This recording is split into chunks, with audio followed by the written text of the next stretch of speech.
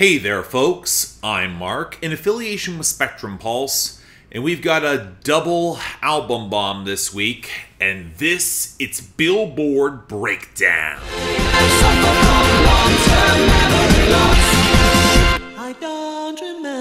I don't want to waste a lot of time with an introduction. We got a pretty meaty episode ahead with two album bombs impacting the charts, neither of which is likely going to matter all that much next week because Lil Uzi Vert is going to drop the motherload thanks to the pink tape. But I will say this, both of these album bombs are fascinating for different reasons. And while thanks to my rules I won't have to go through every single song of either, if you don't consider the unique circumstances of both or give them proper consideration, you're missing a pretty significant picture of what's happening with mainstream music this year. Frankly, you're doing yourself a disservice. Unfortunately, none of this really has that much impact on the top 10, where for another godforsaken week, Last Night by Morgan Wallen is sitting at the number 1. Thankfully, it'll probably not be for much longer. I fully expect Olivia Rodrigo and Vampire to be the biggest challenger Wallen has faced to date, and I honestly don't think he's gonna win, as while the streaming is stable, the radio is stagnating and sales are on the downswing. Now what this means is that the door isn't really open for Fast Car by Luke Combs at number 2. Yeah, it's stable, it's rising in all channels, but I don't think it's going to close the margin to really have a chance to compete for the top spot. Then we got Calm Down by Rima and Selena Gomez at number 3. It's actually still gaining on the radio, but with sales and streaming on the decline, I would not put a ton into its prospects. Although with Flowers by Miley Cyrus at number 4 and Absolute Freefall, it's probably pretty safe. Then we got All My Life by Lil Durk featuring J. Cole at number 5. I respect how well this is doing on the radio, but the streaming is starting to slip with some more competition. And Favorite Song by 2C at number 6. Basically a similar story, except the radio is drying up to the point where Lil Durk actually jumped past him, and the losses in other channels feel more pronounced. But then we got our new top 10 debut that's not related to either album bomb, Barbie World by Ice Spice and Nicki Minaj featuring Aqua at number 7. Big sales and streaming got it here. I'll talk about the song's quality later on. The long-term success, though, it's really going to be contingent on whether that Barbie movie lives up to all the hype. Now, it did land above Karma by Taylor Swift and Ice Spice at number 8. Not really all that surprising, because despite good radio, the streaming is dropping like a rock. And Kill Bill by SZA at number 9, which is still losing in all categories. And Creepin' by Metro Boomin, 21 Savage, and The Weeknd at number 10, which has pretty much the same story, but with a little bit more radio inertia and no such streaming cushion. Now this takes us to our losers and dropouts, where you would think it'd be something of a bloodbath, 2 album bombs. And you know what, it is, but less so than you might expect, with the majority of our dropouts never really getting that much traction, and a lot of them just being Gunna album bomb leftovers. In that group, the ones that are worth mentioning are 3 that have locked up their year-end position for 2023, Rockin' a Hard Place by Bailey Zimmerman, Tennessee Orange by Megan Maroney, and Under the Influence by Chris Brown, and a whole swath that are gonna fall short if they don't rebound, like It Matters to Her by Scotty McCreery, Slut Me Out by Annalie Chapa, and Chanel by Becky G and Peso Pluma. You know it starts getting weird when album bombs are actively cannibalizing songs that you already have on the charts. And speaking of which, when we go to our losers, that absolutely happened for Peso Pluma, with BZRP Music Sessions Volume 53 with Bizarre Rap sliding to 55, and Por Las Noches at 76. But outside the expected losses for Gunna,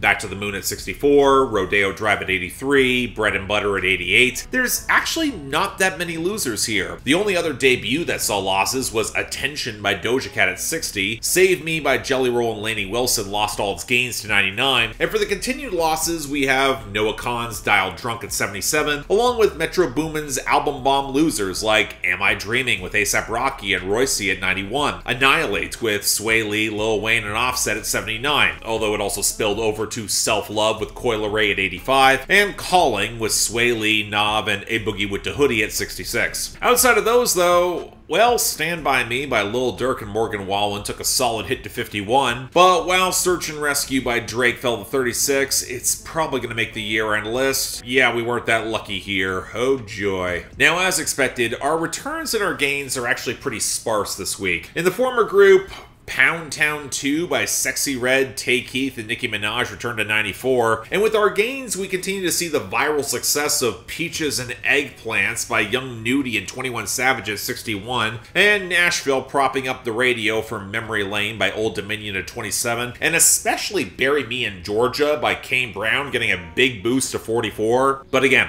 the big story here are the album bombs, and both are going to qualify under my rules, with Peso Pluma getting 7 songs and Young Thug getting 10. Now, both these artists are very guest dependent in their success right now, but let's deal with Peso Pluma first, where it seems that despite many of his songs having the same farty horns and shallow flexing, I'm actually a little bit more sympathetic, because you can tell that he's using his newfound platform and star power to put on as many acts in his scene as he possibly can. So for the album bomb, we have Rosa, Pastel, and Lagunas by both with Jasiel Nunez at 93 and 90 respectively. The latter is actually a really nice slow burn yearning song. We have Vida at 86 and Rubicon at 63. Now for Young Thug, where you can very obviously tell it was cobbled together from a bunch of throwaways to pounce on the hype and stack it with the biggest names you can get, we've got Abracadabra with Travis Scott at 97, Uncle M at 81, Hellcat Kenny with Lil Uzi Vert at 70, With Dat Rax with Travis Scott, 21 Savage, and Yak Gotti at 56, and Cars Bring Me Out with Future at 52. It is one of the best on the album, although I would argue it's not quite as good as it's been advertised. But now on for a slightly more reasonable list of new arrivals, albeit still long,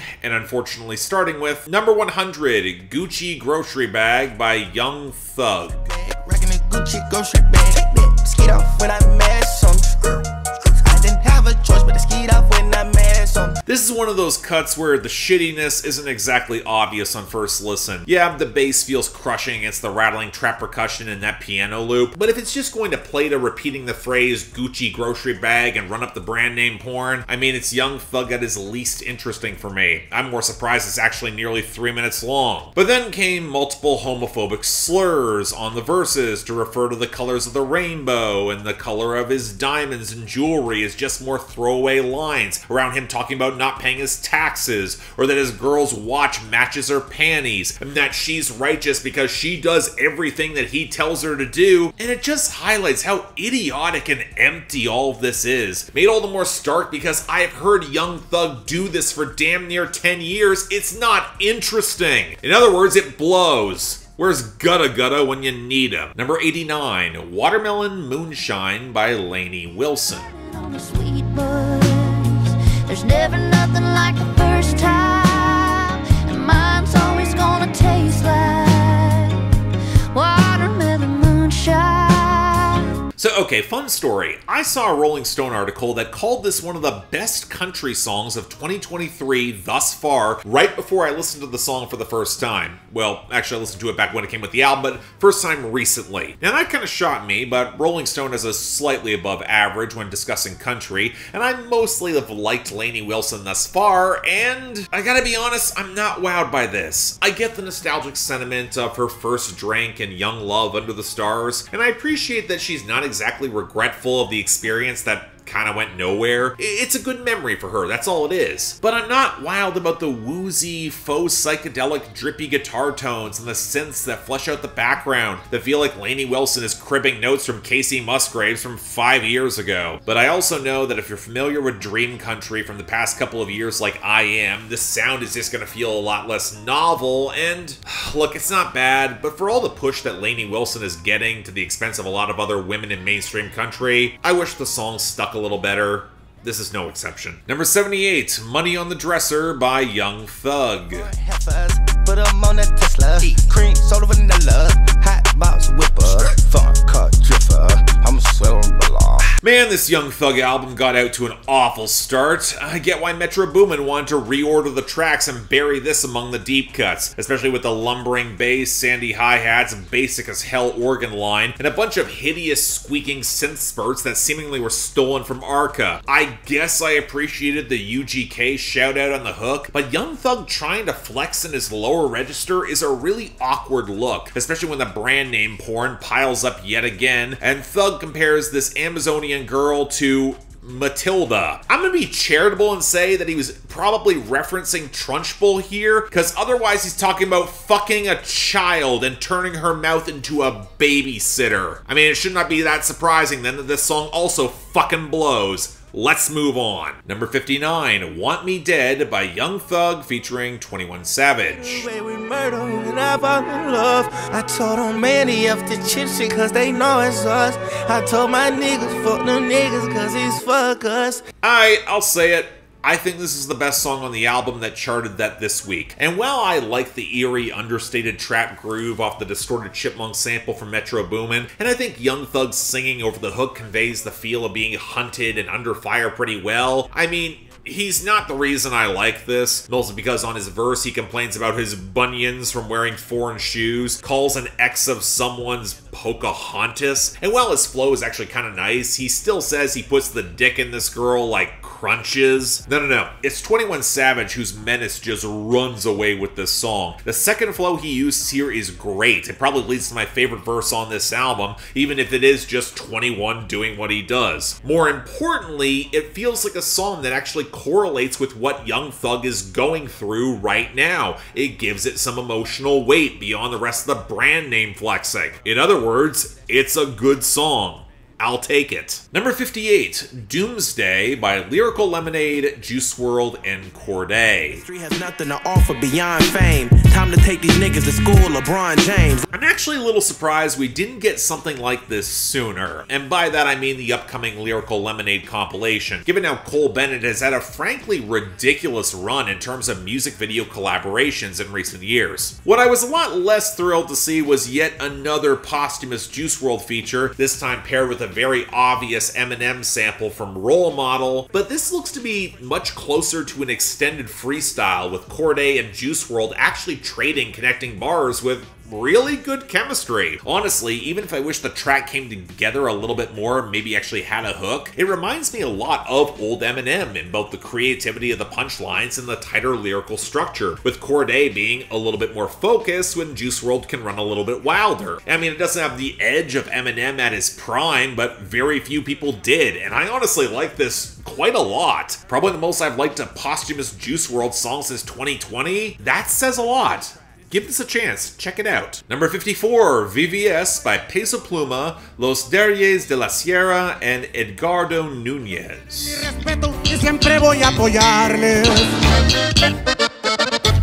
I think to anyone who has heard this album that this is my favorite cut that debuted this week, it's not going to be surprising. Because what do you know, the factor that helps me like regional Mexican music is slap bass. That sounds great even if the horns are as jittery and farty as ever. But with the slap bass paired with the richer accordions, there's less of those horns. And while I'm not as familiar with Peso Pluma's guest here, Los Derriers de la Sierra in particular has a rougher, more powerful vocal timbre that I like a lot and really fits this style. I'm not going to say the content's all that special. When translated, it's basically a strident middle finger at anyone who doubts them or their lifestyles, especially as they do give back to friends and family. But there is an energy and flair to this that stands out for me. The hook is decent, and I actually had fun with it. So, yeah, great stuff. Check it out. Number 39, Parade on Cleveland by Young Thug featuring Drake.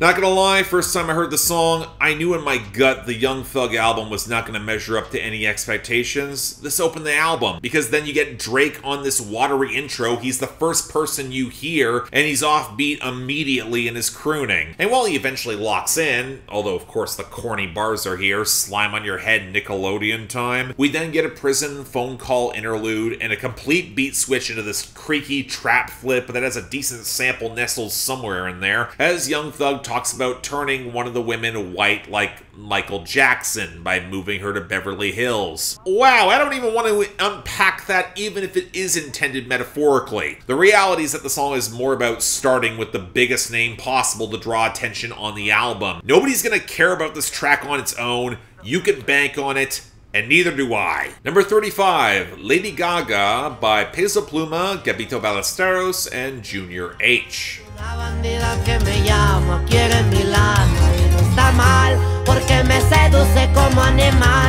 a little little shocked how much this worked for me, in that there's an actual melodic hook that materializes between the jittery acoustics and bass line that has some pretty good interplay before that choppy gallop clicks in. And the horns, they feel better balanced and not overpower everything. But as for the content, I mean, it's a flex that relies on a reference to Lady Gaga's Dom Perignon collab and flexing that they now can do outside of social media, including a lot of cocaine. So yeah, obviously I'm not wowed by the content, but there is more of a melodic hook here. Okay, I can defend this. It's decent. Number 30, Luna by Peso, Pluma, and Junior H.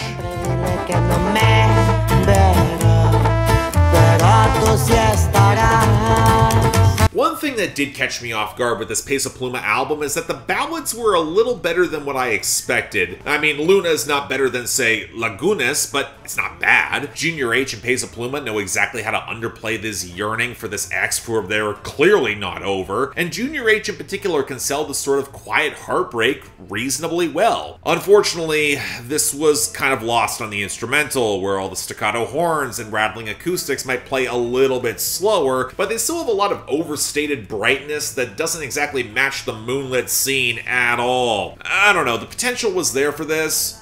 As it is, it's just okay. Number 26, Sabor Fresa by Fuerza Regida.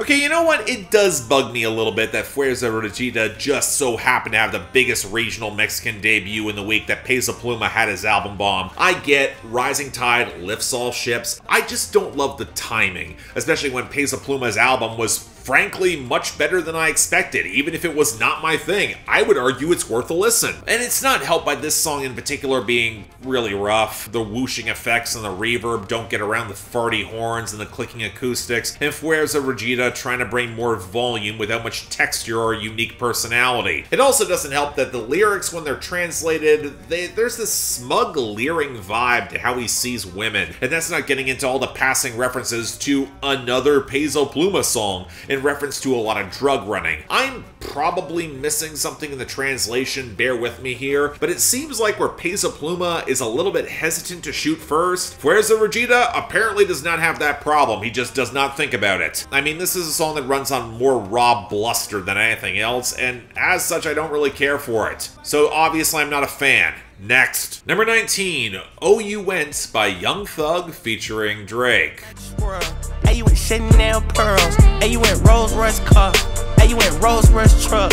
Oh, you want war with all my hoes. Oh, you want to line it all up. I mean, I'm not surprised this is the biggest debut from Young Thug. Again, the Drake feature will do that. But it is worth noting that this did not beat out Gunna's top debut in Fuck You Mean, which only picked up position this week. I mean, I hope that it wasn't intended to do so and Gunna and Thug still have a relationship, because otherwise someone really fucked up here. But otherwise, it's fine. Young Thug is not particularly interesting in his flex across his verse and extended hook against the flipped sample acoustics and the breezy trap percussion. But you know what? Drake's faster flow and tighter punchlines do save the song. Even though the line, I'm the definition like the dictionary, prove that Drake can still be as corny as always. Kind of a shame, because otherwise he would have the standout verse on this album and not 21 Savage. But still, I don't know if it's special enough to stick. It's not bad, but it's not exceptional from either artist. And while I know better than to expect that from them at this stage of their careers, it doesn't mean it's not a problem. Just saying. And finally, number 7, Barbie World by Ice Spice and Nicki Minaj featuring Aqua.